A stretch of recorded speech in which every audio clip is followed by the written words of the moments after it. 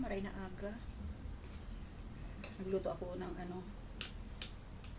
pansit bicol, pansit bato. Ito yung ating almusal. Madilim ang langit.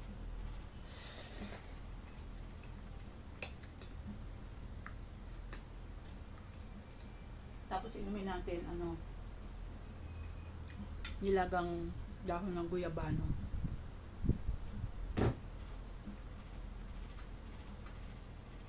Yummy. Itong gusto ko sa pansit ng Bicol, yung maliliit ang hibla.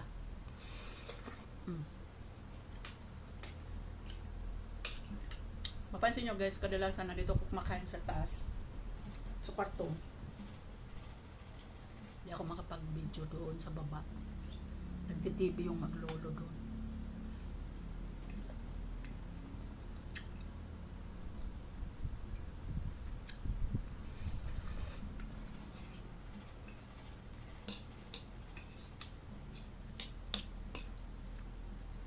Masarap ito guys sa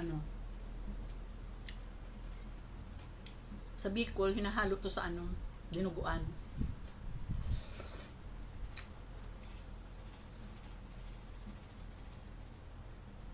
Masarap kainin to is mainit pa. Naluluto ko to na wala lang siyang sahog.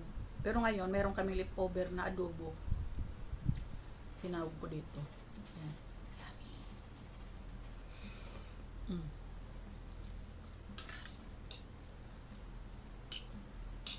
Shoutout sa mga taga Bicol dyan na mahilig sa pansit bato o pansit Bicol.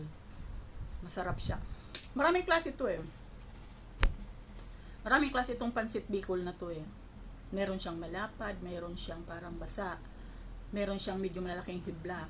Pero ito ang gusto ko na maliliit ang hibla kasi ang linamnam nito.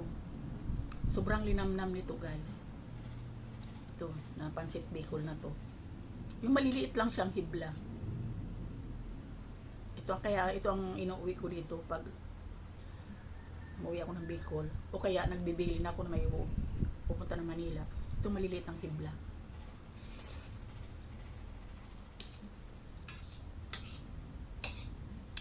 Hard na tong almusal ko na to.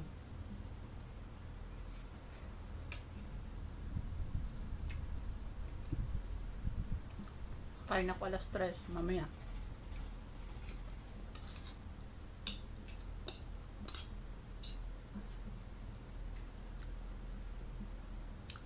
Sarap siya. Tapos ang inumin natin dahon ng guyabanong pinakulok.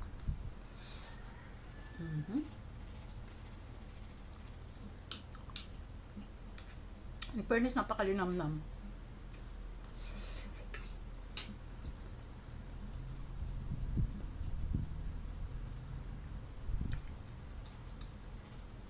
Sana huminto na yung ulam.